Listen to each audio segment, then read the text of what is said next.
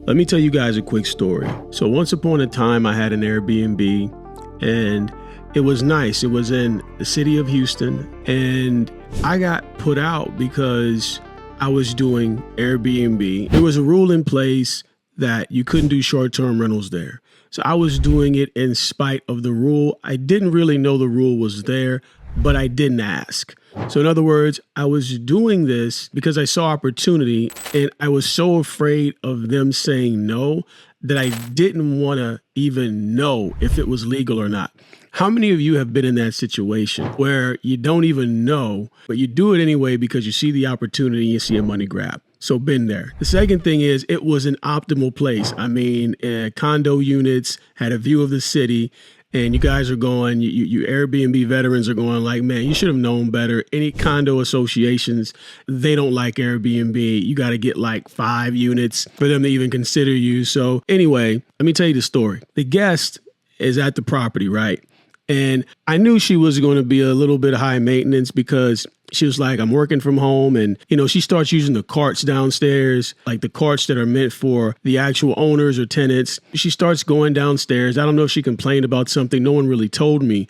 But all I know is that I get a call from my wife, because my wife's name is on the lease as well. So I guess they called her. My wife says that this guy just called her, giving her an earful about this is the second tenant doing Airbnb in my apartment or in my condo, and I'm going to have to terminate the lease. This is business, and that's fine. We did something wrong. We'll fix it, right? So what happens is I get on the phone with him. Of course, he's not as aggravated once he's speaking to me. And he starts talking about the last guy tried to do Airbnb. And I'm asking him, I'm like, there was no way to know if the place prohibited me from doing the short-term rental Airbnb or not. You were so happy to take my money. You didn't really care. You're just hoping I wouldn't do short-term rental. Like, because when your agent got with me, they were just so happy. We were paying 3 months rent up front, made a real sweet deal for the landlord to not say no. He says, yes, of course, we get in and this happens. We don't want to live there if we can't do Airbnb. That's the purpose we got the place. I will list the property and you can use my furniture as a way to show it to other potential tenants. I'm like, we really decked the place out. Looks really good. It costs like $2 to $5 grand just to stage a house, depending on what kind of house it is. So I was like, you could use my furniture, stage it, and then I'll list it for you for free.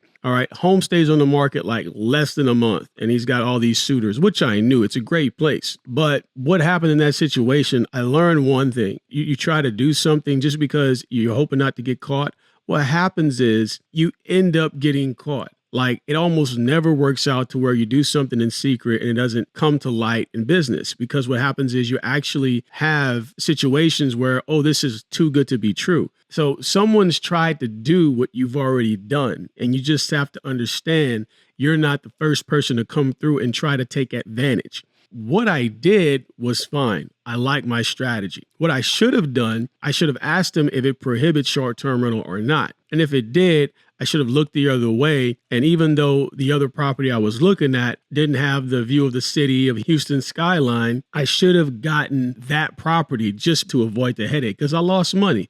I had to move the furniture out. I had to, break the lease, and I'd already paid him up front for a few months, but I made good money on the property while I had it as an Airbnb. But once I broke the lease, I took a loss. I might have took like a loss of a total of maybe $1,000, which wasn't that bad, but the work involved was more than $1,000. How much my time is valued based on even back then, it was a big hit. Long story short, we get out, everything's fine. And then I go on to the next Airbnb and I arbitrage it the right way. I talk to the landlord, let them know what I want to do. Let them know that, hey, I have a management company. Because at that time, I was kind of starting slow, getting into management first. I managed one of my clients who I sold a home to. She wanted to turn her property in an Airbnb, managed her property.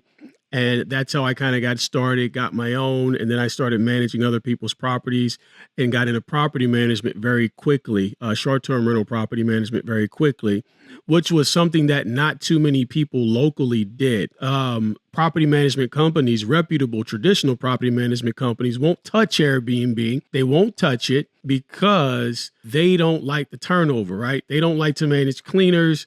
and guests, and the insurance works different. No one understands the insurance. So anyway, got in this property, got a lease. This lady ended up wanting to do it herself. So she started Airbnb in the property herself. And what I did is I sold my furniture that was in the property to her, made money off of that, which was a good deal. So it was like I sold the operation back to the owner, which was pretty cool. Now, getting further down the road, if I were to do it again, I would have different stipulations in my lease, and I will show you how I navigate them now, because there's so many different nuances that involve leasing a property to do Airbnb, which is called arbitrage. So a lot of these things are things that you can prepare for.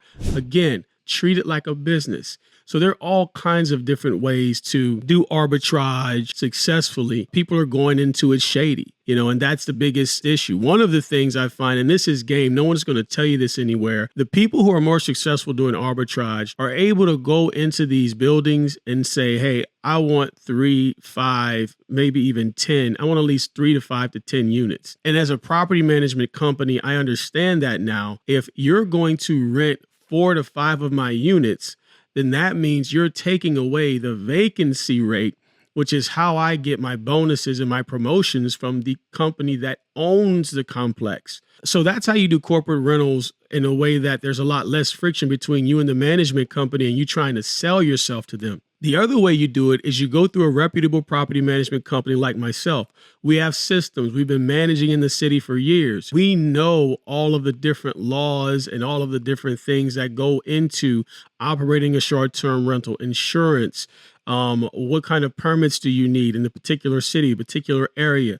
So a company is going to look at you and take consideration much better than they would look at someone who's just coming in on their own, trying to wing it, doesn't know what they're talking about. It's like, just give me an opportunity. I want to rent one of your units and I got money. That's not going to happen, especially if you're trying to work out a deal on your lease. There are all kinds of ways to save money up front. A lot of times saving money up front is actually having some kind of line of credit or 0% interest credit card where you can pay a few months up front to soften the friction between you and the owner. You're going to make your money back in a few months. So what you have to do is plan accordingly. You get that 0% interest credit card, you pay out that lease for about 3 months. The owner's going to love that, because the owner's going to say, okay, I got 3 months of my lease up front. You're going to be a lot more competitive than a traditional tenant coming there for a year. So that's it, guys. If you want to get started in this thing, it's the best opportunity in a decade. You need to get in right now to solidify your spot in the short-term rental industry, and we can help you do that at Systems B&B. I'll see you in the next video.